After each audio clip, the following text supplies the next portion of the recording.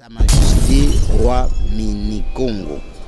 Donc c'est le titre oyo na royauté nanga. Donc je suis le roi Mini-Congo. Donc 10e. Donc il y avait premier, deuxième, roi wana Mini-Congo. Et quand Asili Kosoana Mundele voulait partir, à toute une question, je vais dire na kutani na nani. Ndaibisaka ye Mini Congo. Les Arabes, parce que tu vois qu'ils sont arabes. Les Arabes, tant que respecter, bazongi. Et quand le portugais baillé, c'est là que maintenant il y avait des problèmes comme histoire, réseau Sabiso. Mini-Congo a un problème maintenant portugais par rapport à Ngouba. C'est là que le blog va chercher maintenant à marier Yakoba Yakolinga Leki ya Mini-Congo. Il y a moi aussi. Tant que moi c'est bon la vérité. Tant que c'est bon vérité que non, yaya le bagato ça la botozong saboé et c'est là créer le guerre avec le Mini-Congo. Pour la nangai surtout le rôle action ça côté va vous dire donc na kola na même esprit na za koto hein. Il y a sport tout ça et na qui militaire pas na embrasser politique. Bon, en fait, selon mes parents, selon ma maman, ils me disaient toujours que Bisaka na zemi nanga ke aujourd'hui zemi ya mukonzi, okubota mukonzi. Comme voir ce qui est zayayo, ato kimi yango nini et pour rattraper, tu vois. Donc on a toujours menacé, je peux dire par les ancêtres, hein, parce que au cours bah nous ça là accident, bah problème et belé donc tu n'arrives plus à se sortir comme mon tout. Donc, comment cause un problème, moi, est belé. Et c'est là que ça l'est à un moment, non, je dois aller voir qu'est-ce qui se passe. C'est ça qui pouvoir à Mini-Congo, ça se passe comme ça. Et tambola andengwana. Donc, Mini-Congo a koufakate a koufi. Après, non. Mini-Congo, dans son vivant, a pris un successeur naé. A pris un successeur naé. Et après ce qui a koufi, au sauter aux yeux pouvoir et plutôt remplacer pour du bon. Tout ce que toi tu veux, hein, tout ce que toi tu veux, tu peux m'appeler. Mais chaque que mboka ofandi pour kutango comme aboye, c'est les coutumes, c'est les traditions. Les blancs ont gardé leur tradition. Et chez les blancs, leur tradition ce n'est pas le fétiche, ce n'est pas les kindoki parce qu'ils sont de blancs.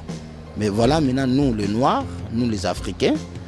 Tu dis que non, c'est les fétiches, c'est les kindoki, c'est les ça, c'est les ça, c'est les ça. Mais aux autres, c'est là où c'est le plus kindoki. Et c'est là où kindoki vraiment est fandi. Parce que les gêne des politiciens. Et vous, et nous, je ne peux pas dire moi, parce que moi, je suis sûr que je vais dépasser 100 ans même. Parce que le pouvoir que j'ai. Nzambe soki yo zandoki, a quoi collection 100 ans. À côté vivre pendant longtemps parce que au bébé sabatu na yo ko bomamili monaye mais ceux qui nzamba garda ba chef coutumier pendant longtemps parce qu'il y a qui bango baza ba représentant na yé. J'ai un frère. Parmi mes frères, il est une icône. Il est de la presse et dans la presse, il est une idole.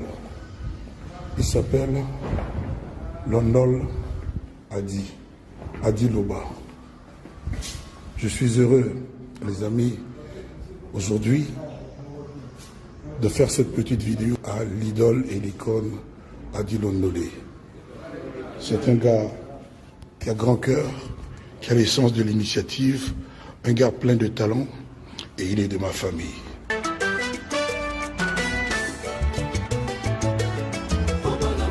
Adi Londolé, le célébrissime, célèbre journaliste beau comme un dieu. Soyez connectés sur Adi Loba TV dans votre émission Adi Loba. Ah, Adi Loba TV. Aïe, Pipo, Jean-Philippe. Pour la vulgarisation de tous vos événements.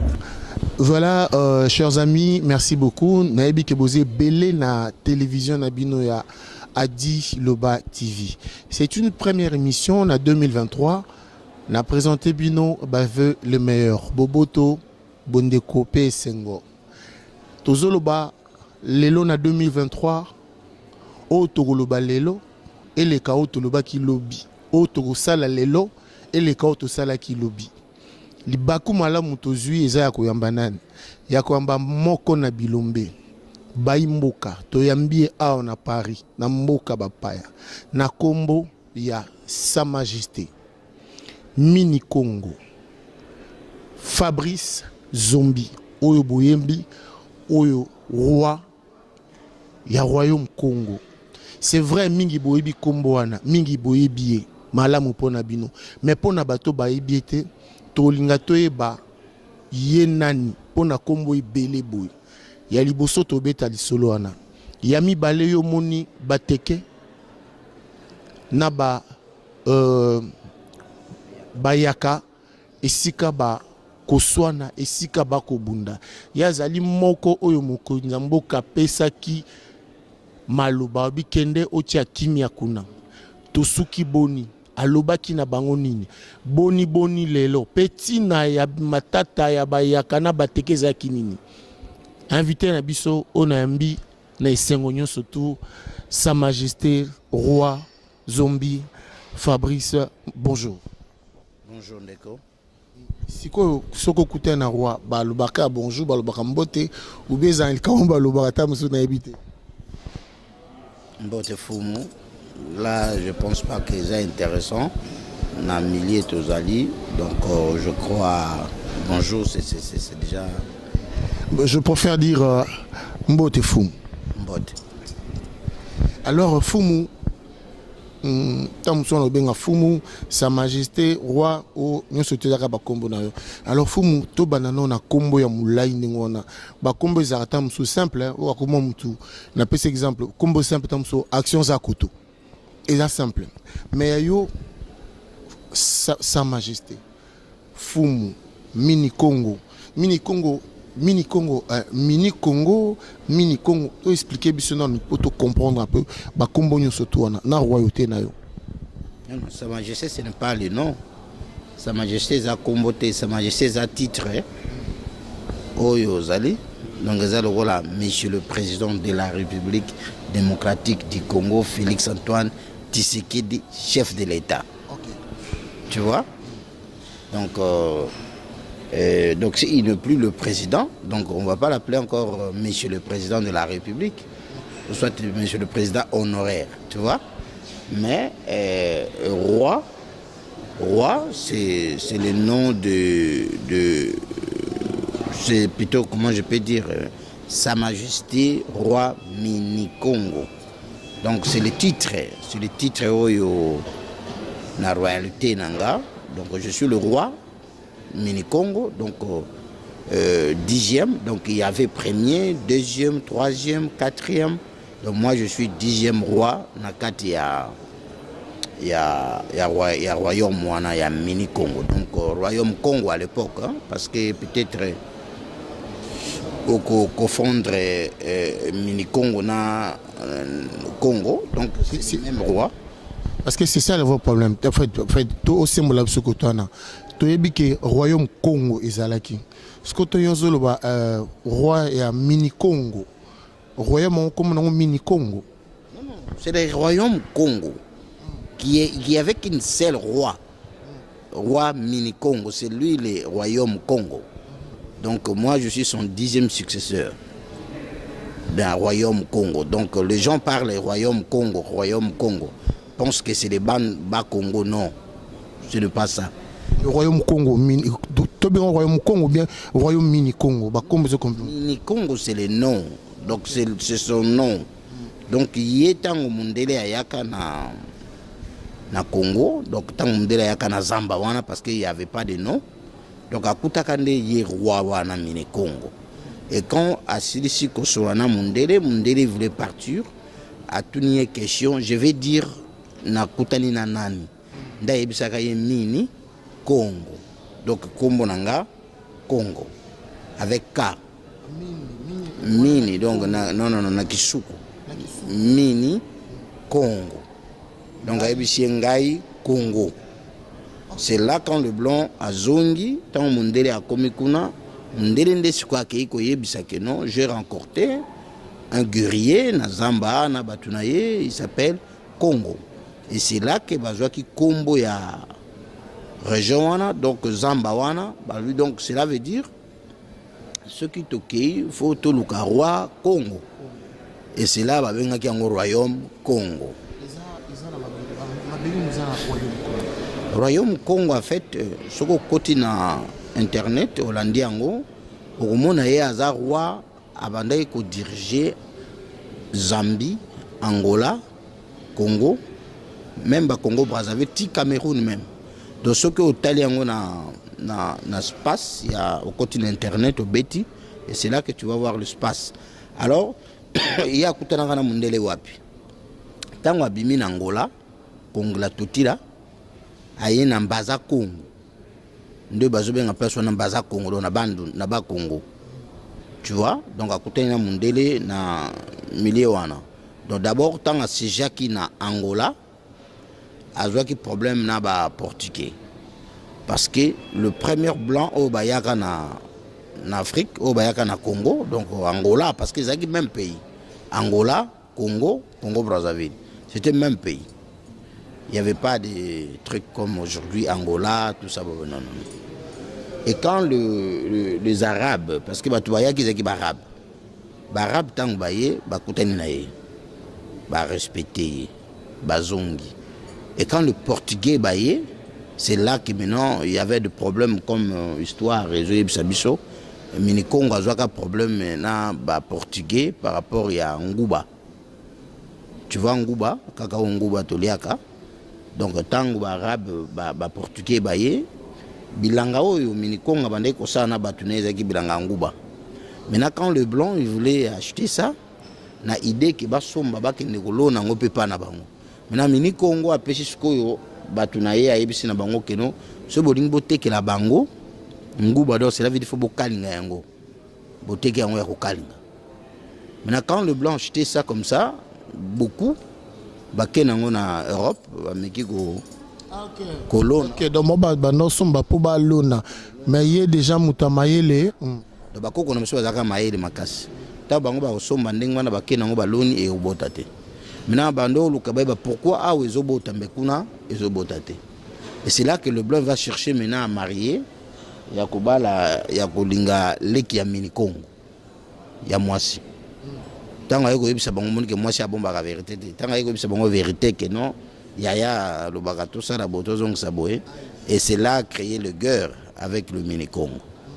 Na guerre wana minikongo eko tika leki na wana na Angola. Il s'appelle Ngudiakama. La reine Ngudiakama. Na Angola donc il y a des basoukou. Il y a petite sœur du minikongo qui s'appelle Ngudiakama. Afandara na Angola. Et Yaya a décidé qu'on traverser la katisi nangambu ya Congo ya biso donc il Mbaza Congo. C'est là où mundele aye kokuta na ewana donc qui va dire kokao l'histoire comme ça et pas ça tout ça et mini Congo tonga fandi wana titi a monique ça ne va pas a joué à frère nae monsieur soit tiki bango wana et lui commence maintenant progresser na ko progresser wana ndeti aye ko se retrouver na Kwango na Kwango na Bandundu. Na Bandundu. Voilà, donc il n'y a qu'une seule mini-Congo, il n'y a pas deux. Il n'y a qu'une seule roi mini-Congo. C'est lui-là que moi j'ai remplacé. Donc, vous êtes 10e de la succession. Comment ça se passe parce que je parais que tant Yozoko là, au Yokolina, où tu as été aux études, au Tanguy, au Teleba classe, Yozoko là, Bando ko bisa déjà comme chef coutumier, aux autres qui formation, initiation, pourquoi Marois? Non, je ne savais même pas parce que moi, Kokola Nangai, surtout le rôle action Zakote va vous dire donc Nakola na même esprit na Zakoto, il y a sport, tout ça. Et na qui militaire pas naïe na embrassé politique bon en fait selon mes parents selon ma maman ils me disaient toujours que ba yebisaka na zemi nanga ke ozwi zemi ya mukonzi okubota mukonzi mais je savais pas alors à peine que j'étais encore dans le politique à l'époque et naye comme la délégation mon outil Mboka pour me dire que non tu dois aller chercher ton grand-père parce que il faut apaiser au pouvoir. Il faut diriger le royaume. Alors je ne voulais pas, hein, parce que poto qui est en Afrique du Sud, aux Anavino, moi et moi bien, parler aussi sur la coutume. Donc pour moi je voyais ça comme mère comme pouvoir ce qui est zayayo ato kimi nini et pour rattraper, tu vois. Donc on a toujours menacé, je peux dire, par les ancêtres, hein, parce que au cours nous avons accident, problème et belé, donc tu n'arrives plus à se structurer comme Moutou. Donc comment cause un problème moi et belé. Et c'est là que ça que à un moment non, je dois aller voir qu'est-ce qui se passe. Quand je suis allé dans notre village, dans le mini Congo, c'est là que le grand-père me dit que non, écoute, je suis fatigué. Il a maintenant 100 à l'époque, il avait 106 ans, donc là maintenant, je crois, il est dans les 110 ou quoi, je ne sais pas. Donc il me dit que voilà, je suis fatigué, il faut au Kamba, royaume. Azaka vivant, il est là? Oui, il est encore vivant. Et quel âge le mis? Maintenant là, il dépasse déjà 110. Waouh, ça c'est bien ça. Je peux même vous donner quelques images, il sera en émission, tu montres. Donc en fait, la personne qui m'a donné le pouvoir, il est encore vivant. Il n'est pas mort. Et c'est ça que le pouvoir à Mini-Congo, ça se passe comme ça. Donc Mini-Congo a Koufi. Après non. Mini-Congo, dans son vivant, a pris un successeur. Et après ce qui a Koufi, il a sauté aux pouvoirs. Et plutôt remplacé pour du bon. Mais pendant qu'il est encore vivant, vous allez travailler vous deux. Vous comprenez? Vous allez travailler vous deux, mais il va vous donner déjà tous comme un pouvoir, tu vois. Ça c'est notre pouvoir. Donc il va vous donner déjà ça. Minengo yo alatio yango. Bakangi yo basali yo cérémonie. Hein, bakotisi na zamba pendant 3 jours, bimi sali yo bokoko na biso, à remettre yo tout. Donc abimi yo chose à la carte na yo meli. Tu vois? Et après, il est là, il reste comme un conseiller ou je ne sais pas. Et s'il y a un problème ou dépassé, tu vas aller lui parler, il va vous expliquer. Donc c'est comme ça que ça se passe dans notre pouvoir. Sa Majesté, yoza moto yokoli na bolingi neti biso nyonso tu. Okendaki ba classe osakandi biso to sakanaka.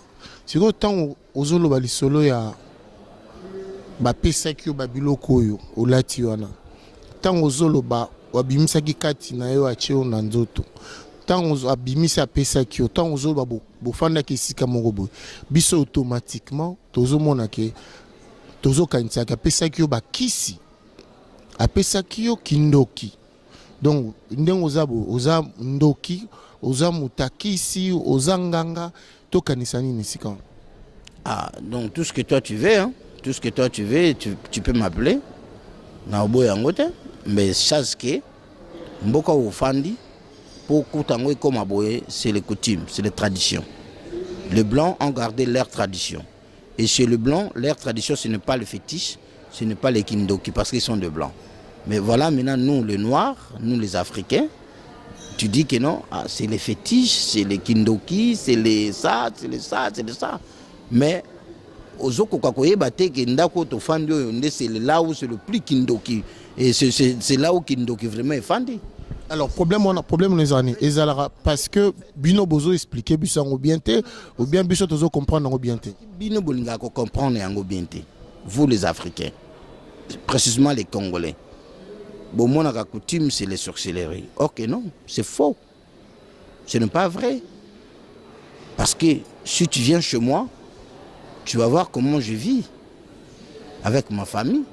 Et quelqu'un il est sorcier, il ne peut pas vivre comme ça avec Bana Kitoko, Mwasi Kitoko, Ndako Kitoko, famille Kitoko, Azana Bandekonaye, tout. Non. Ce n'est pas ça. Un chef coutumier n'est pas un sorcier. Ça, il faut les Congolais bocha angona mitonabino. Un chef coutumier, c'est un représentant Yanzambe. chef coutumier biso bato balokaka bato eza chef coutumier bato babikolaka bato eza chef coutumier ta musundi tozoya boye na jisi mwanda oyebi déjà makambo tokoloba omonaki déjà makambo na biso. C'est tout ce que nous connaissons pour les chefs coutumiers. Ce n'est pas Kindoki, c'est le pouvoir. Le pouvoir avec Kindoki, c'est des choses différentes. Donc un chef coutumier, il est quelqu'un inspiré par Nzambe. Parce que, regarde, hein, regarde comme je viens de te dire que mon grand-père, il a 1900 passé. Et toi, tu penses que toi, ça sent? Ah, tu retournes à Mini Congo. Écoute, na Katia Afrique ou bien na Congo, viens voir, tu vas voir que les gens qui sont trop veilleurs, c'est les chefs coutumiers, pas les politiciens, non plus le pasteur. Le pasteur va gêne des politiciens. Et vous, et nous, je ne peux pas dire moi, parce que moi, je suis sûr que je vais dépasser 100 ans même, parce que le pouvoir que j'ai. Nzambe soki yo zandoki, a quoi collection santate. A quoi tikoto vivre pendant longtemps, parce que au bébé sabatu na yo, ko bomamili monaye. Mais ceux qui Nzambe gardera ba chef coutumier pendant longtemps, parce qu'il y a qui bango baza ba représentant na ye. Donc le pouvoir coutumier, c'est un pouvoir où il ne pas Nzambe. Alors quand on pas diableté, ça c'est faux. Il y a d'autres pasteurs au Congo, ne bongo bate ya bato, ne bongo bakosa bato. Parce que mon délai envoyé dans la Bible, il a compris que, tu sais, justice, ou la justice, ne bato qui ne ressemble à la justice. Et où tu as la coutume, et où tu n'as pas un chef coutumier. Quand le blanc a vu que ce peuple noir, ceux qui ont la coutume, ils ont fort plus que nous. Et nous devons envoyer le missionnaire. C'est là que nous avons un missionnaire avec la Bible pour dire que coutume est Kindoki. Mais dis-moi, mon frère, coutume est Kindoki, oui. Mais comment pasteur y est mon va la moi si face à la mariage coutumier? Si c'est le sorcellerie, donc ceux qui n'ont mariage coutumier, vous ça la rater. Donc en fait, c'est ça que les Congolais, il faut bien comprendre. Et Mboka Boufandi, il faut bien occasion, il y a comprendre que leur coutume, comme ça, les maçonnerie, tout ça là, c'est ça qu'ils ont développé Mboka Nabango.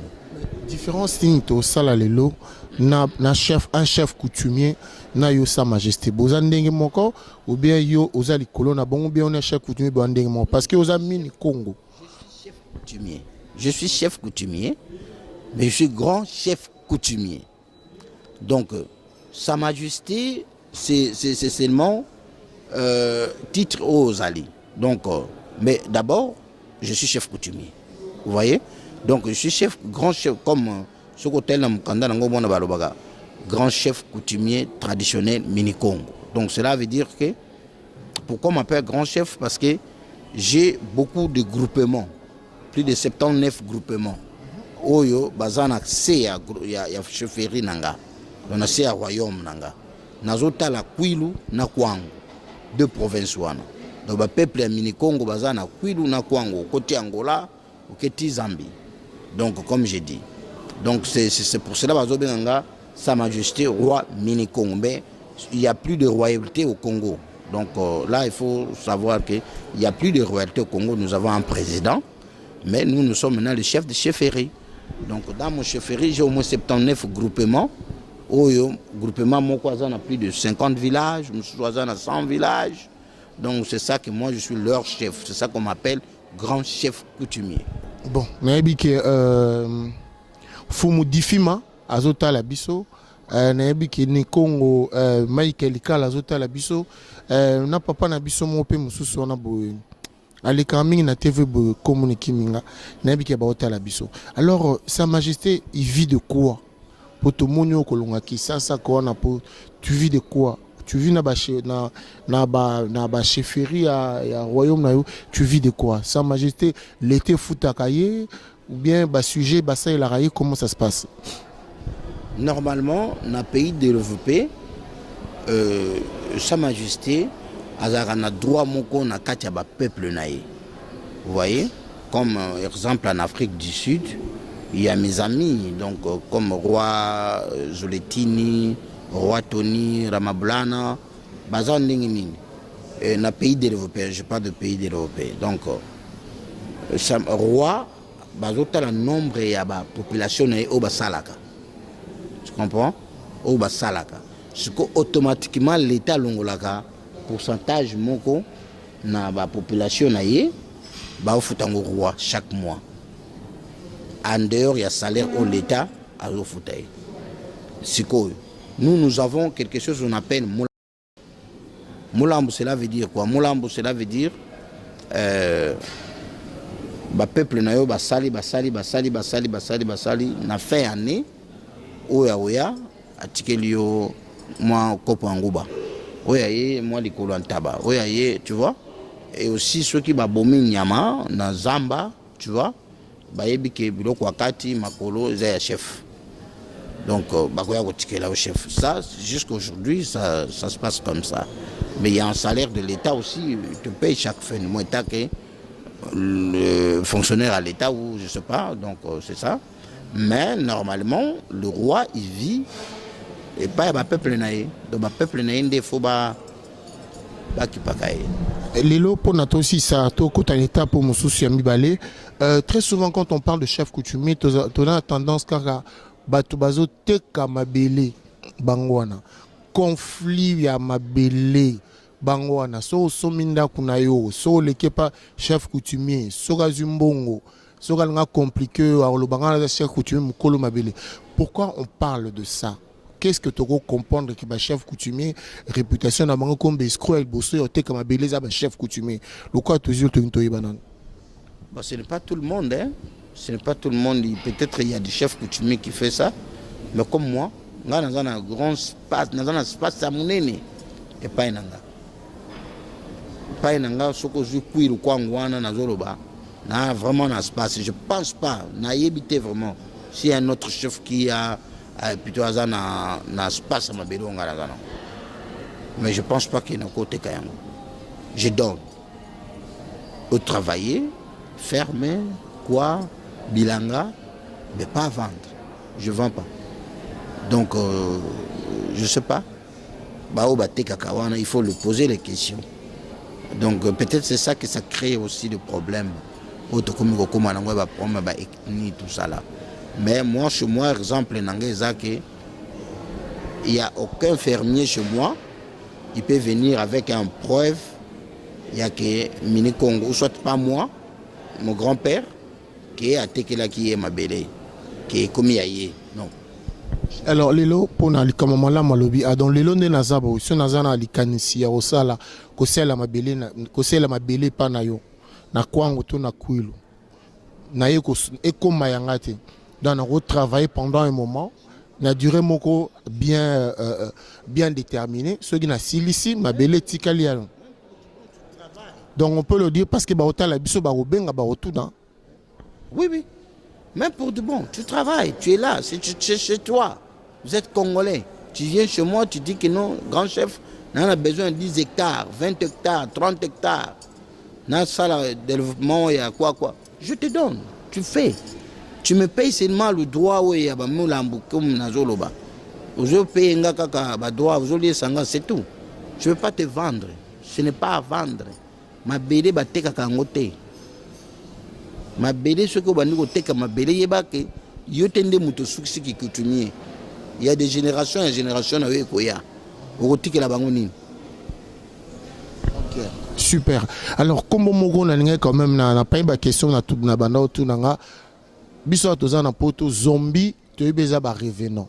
Bato ba kufa ba lamuka. Les gens qui ont quitté le monde de mort, ils sont revenus dans le monde des vivants. Alors yo combat zombie. Zombie on est où tu es zombie. C'est ça que je suis, comme tu viens de dire. Ou zela non. Zombie biso to beza bato ba kufa. Bazaki na bomoy ba kufi ba lamuki ba ba zombie yo oza zombie. Mais c'est ça que tu viens de dire. Donc naza mini Congo et azalaka vivant ake ko pema azongi, donc c'est ça que je suis zombie parce que j'étais déjà na mukili. Et ba zombie ba liaka bato. Ça, c'est le film. Mais vrai Nani Zombie, c'est que quelqu'un il est mort et il est vivant. Donc je peux vous dire que Naye comme chef parce que Nazalaka déjà dans mon kid. Donc il y avait déjà un mini Congo qui avait comme moi, qui était comme moi plutôt, Azaki bagarreur, Azaki militaire, Abundaki, et moi aussi si tu vois ma vie c'est le même. Donc mini Congo pour ma belé wana Abundaki. Donc il était bagarreur. Il était militaire, il était tout. Il a fait combat pour ma belé wana. Donc moi je suis militaire. Je fais la guerre pour le Congo, tu vois. J'étais dans les politiques pour défendre les Congolais, tu vois. Et les loyaux, naza na royauté, naza roi, na fani na kiti na ngabo konje. Donc c'est que zombie wana vraiment, les noms wana zombie ba benga gangata on a botamita on a zokola. Donc c'était vrai nom. Que donc c'était mini Congo à Koufaki et voilà, il est maintenant à Botami par Marie, par Maman Marie, donc pour le lois à la roi Yabasuku, donc c'est ça. Voilà, chers amis, nous allons marquer une petite pause, le temps de respirer un coup, de balancer nos annonces publicitaires. Nous allons revenir parler évidemment de la deuxième partie au Bozo Zela, conflit Yaba Teke Nabayaka. On vous dit à très bientôt, à tout à l'heure.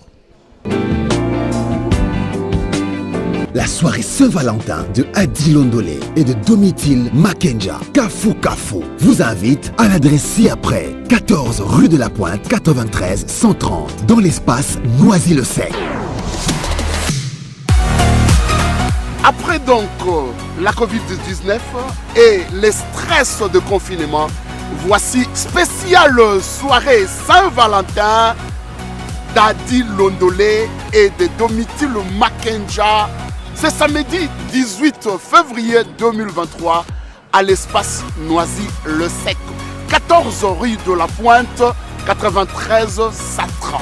Une soirée de responsables. Responsable parce qu'il est unique en son genre.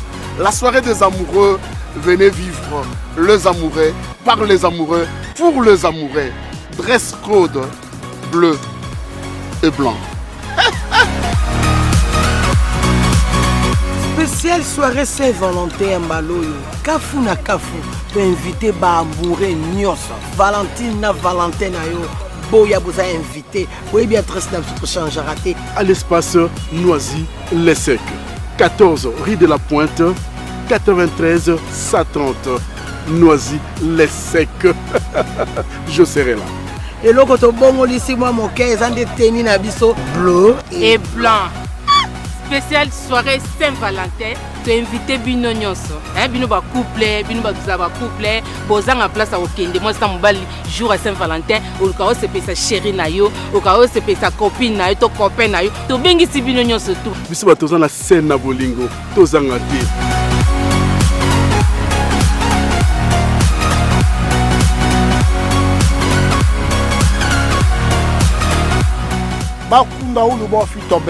Ne ratez pas cette occasion.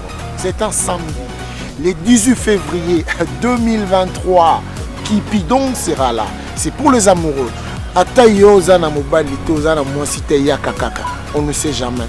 Moi, le célèbre chéri, je serai là. Ne ratez pas cette occasion. Boya ebele ba amoureux nyonso. Tabaka kofanda na palais confinement il est temps ebele. Même balo ba bina bisu ba fungole bisu makambu. Wa taza molonga nité. Yakawana. Tamsou chance na yo. Éco sourire. Le 18 février 2023, soirée Saint-Valentin. Oye Salamina, Domitil Makenja, Kafou Kafou, na papa Adi Londolé, Toko Zalawana. Bato bazaba amoureux, ils ont moyen de témoigner amour. Il y a moi si na yo. Moi si peut ça papa. Oui. Papa peut ça maman. Ils ont témoignage des amoureux. Ne ratez pas, je pense que c'est important. Moi je suis amoureuse, non, Yaba Kafou. Spéciale soirée Saint-Valentin à l'espace Noisy-le-Sec. Ne ratez jamais. 14 rue de la Pointe, 93 130, Noisy-le-Sec. Loa tuluku jamaja Lwai, tuluku jamaja tuleje bana betu jinanga mbwalu bwa kumpala bwa ntwaji jilu lwai babui katui lwai biso bamure biso bato tolingaka bolingo biso bato oza na kati ya bolingo eza mikolo tolakisa bolingo na biso envers mwasi na yo mwasi lakisa bolingo na yo envers mobali na yo ata oza célibataire ata ozangi molongani yaka ntango mosusu okofina mwasi mwa lisu kuna boya ebele na soirée Saint-Valentin bamobu elekaki tozalaka na tenue tobandaka kolata oui mais mobu ya 2023 tochange bino tenue oyo tokolata bleu et blanc spécial soirée Saint-Valentin o kafu na kafu ngai ge chose mpona kokambola budabi nakozala na bino wana bozanga te bino nyonso boya ya kafu ezozela bino le 18 février biso bato tolingi bolingo événement à ne pas rater kitoko tobengisi bino boya La soirée Saint-Valentin de Adi Londolé et de Domitil Makenja, Kafu vous invite à l'adresse ci-après, 14 rue de la Pointe, 93 130, dans l'espace Noisy-le-Sec. Soirée Saint-Valentin, un rendez-vous à ne pas manquer.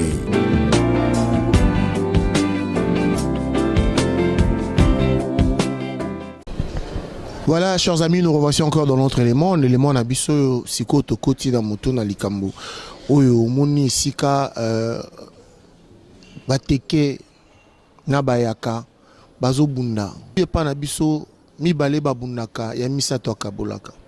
Bongo tata mokonzi apesi maloba alobi bon sa majesté mini Congo. Yo moto ebi bato na malamu kende osola na bango. Yango nazongi pa na yo fumu natalaki élément moko boye bosalaki na collègue nanga Dani Bokombe Tsunami on apesi mbote sika azali na élément na tomoni makambo ndenge ezoleka na oyebisa ngo malembe moko mokonzi tata mokonzi aponi yo okende kotia kimia kuna likambo yango tomoni kaka ba photo po information pe na kokosa ba photo. Est-ce que ça solo que tata mokonzi pesa kio etinda okeno cha kimesika wana? Oui, bien sûr. Le chef de l'État n'a date il y a le 2 septembre. Le 2 septembre année passée. Monsieur le Président de la République qui est le premier chef coutumier. Moi avec mes chefs, donc groupement Nanga. Il y avait un événement et passé le 20 août, je crois. Le 20 août, si je ne me trompe pas. Il y a un événement, il y a masque Kakungo. Masque Kakungo, c'est un masque au roi mini Congo, abanda kubunda nango. Donc, tango azo bunda, bitumba uti Angola. Il y a un masque moko basalaka. Masque wana, il y a un mini Congo, alati yango, il peut disparaître avec mboka mobimba. Akebima côté msusu. Ezaki masque moko ya pisse, que moko ya pouvoir et pas na biso basuku. Masque moko si y a un problème na mboka et que moi si ya balaka te ou bien batu bazobota te ou bien le problème spirituel ya mabe na mboka, alors roi mini Congo akozwa masque wana ba otia yango ba saide yango ba cérémonie ce que yo simbi tout ce que ozango comme problème kotikala na masque wana. Donc, il y a un masque très symbolique, il y a pouvoir na biso, il y a mini Congo. Alors, tant que Mindele Baye, vous savez que Mindele Baye a pour piller biso na nyonso, na beaucoup qu'on a biso. Et Mindele comme Bayo kaka sango ya masque wana, Mindele basalaka nyonso basala nini? Baboto la masque wana. Donc le Belge. Bazwa ki masque wana et kenda Belgique. Depuis ça fait 85 ans. Que masque wana sali na Belgique. To bazwa masque wana. Et maintenant basuku to sala nyons tout pour que to retirer masque wana. Et tikala ko marché té, n'est-ce pas? Ba politique yé, ba l'état leki ba président ba leki. royaume mini Congo tout ce qu'on a trouvé encore masque on a été maintenant époque il y a Félix Antoine Tshisekedi Tshilombo chef de l'État ngai na genda comme on président de la République pour le demander c'est babiloko wana ya roi mini Congo comme il y a au moins 400 ou 288 crânes il y a bakoko na ngai il y a basuku eza na kati ya Belgique na musée ya Belgique wana et bazwa babiloko wana pour ba diriger mboka na biso parce que ba yebaki ke basuku ba ki ba peuple moko guerrier tout ça là tu vois